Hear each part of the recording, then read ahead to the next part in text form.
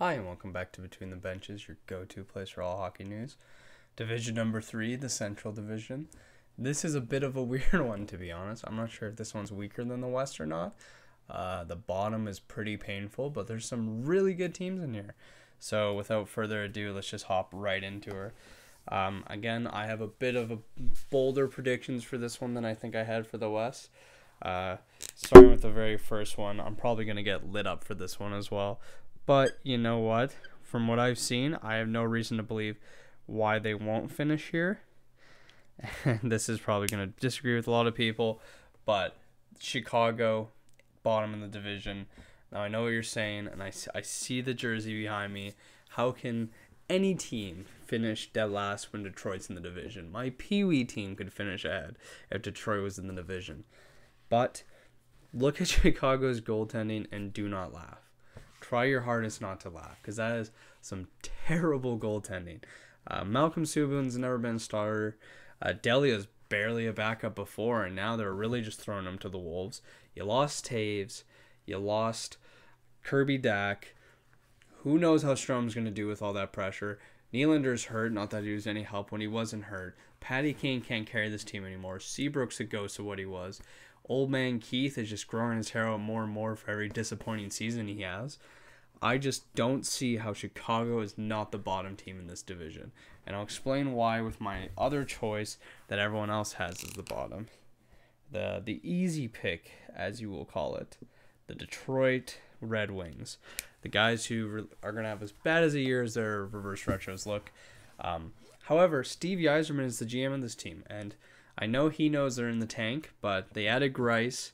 They added Mark Stahl, who's not a big addition, but he helps that blue line. They added just little bits here and there, and they're going to be a bit better. That top line's fantastic. I think they're going to give a bit of heck, especially when they play Chicago. I think they're just going to barely squeeze ahead of Chicago. I think they're just that much better. Their young guys are going to take that extra step too. They're beyond the point. They're 2 years ahead of the rebuild than Chicago is. Chicago's in that state where they're like, we're going to rebuild. We still have our old guys. We're just tanking for picks. They've already gotten most of their picks. Their young guys are starting to play. Now they're starting to get to that next step, right? So I think that there is really going to help them in their push. So beyond that, this is where the division really opens up. And it kind of gets hard to say, who's going to go where. So without further ado, let's get a bit wonky with it. I think I had these guys in the playoffs last year. I was a big fan of them, but I don't think they're going to do it this year, and that's the Florida Panthers. I love their uniforms. I love the reverse retro, but unfortunately teams don't win off style, or many other teams would have Stanley Cups when they don't. They lost a lot without Dadonov and Hoffman. That's two of their best scorers, just gone. I don't think they'll replace them adequately. Florida added a lot of depth like they always do. Hinostroza is a huge add, but they need their top guys to do better. They need Barkov to bounce back. They need their defense core to be better. And just losing those two goal scorers, I don't think they're good enough in other categories to really bounce back. But any team coached by Quenneville can really do some wonders. So, which is the last team in this division not to make the playoffs? It's kind of a hard one. And I know this is starting to become more of a popular pick, and I am sorry if I'm kind of hopping on a bandwagon with this one, but the Dallas Stars without Bishop look rough.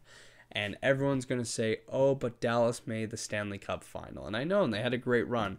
But when Nashville made the Stanley Cup final, what happened after that? Hitting the cup final once doesn't mean anything. You can fall just as hard. Look at the Ottawa Senators. They almost made it to the cup final, and look what happened the next year. They don't have Bishop.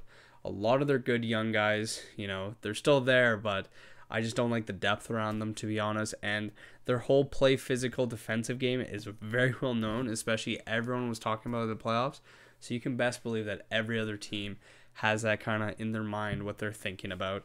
And the team ahead of them that I have is someone who definitely knows about how to play that tough style. And to be honest, I think they do it better than Dallas does that, even though they didn't make it to the cup final. And that is the Columbus Blue Jackets. Any team coached by Torts almost guaranteed to make the playoffs. He's going to get the best out of that roster. I know that they had a lot of, every year they're losing some good guys, and there's talks about Dubois, but he's still there right now. They added Domi. I love that trade. Domi's going to bring so much. If he can really buy into Torts' system, that's going to change the makeup of that team. Koivu's huge too. I love that addition. He's a great fourth line center, and he brings that leadership.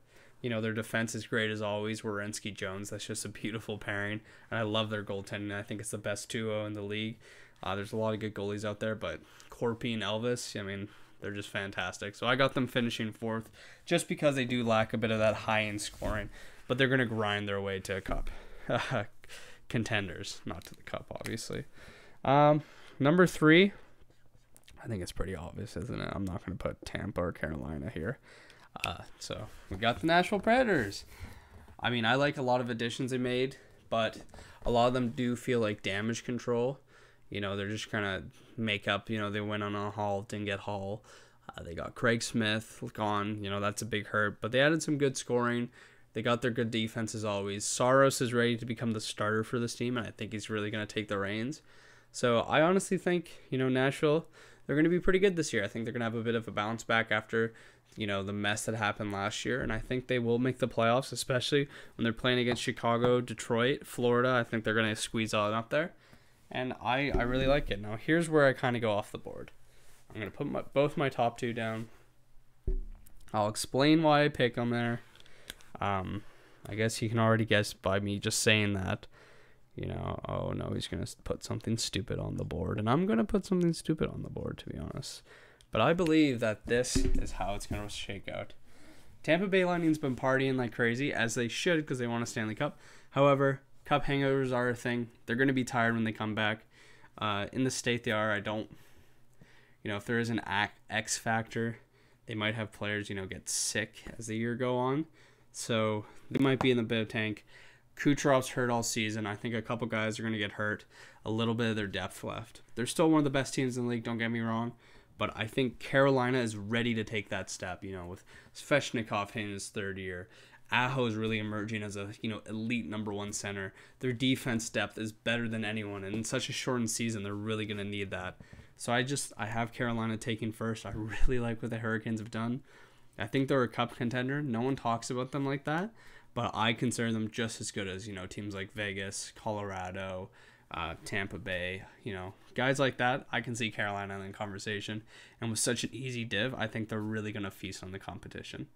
So, what do you guys think? Let me know in the comments down below whether or not you think my picks are stupid or if you really like them. And yeah, at the end of the season, I guess we can all look back and have a good laugh. And maybe, who knows, maybe Chicago will squeeze in, 3 cups, 6 years. You can never count them out. Other than that, have a great day, guys, and I'll catch you next time.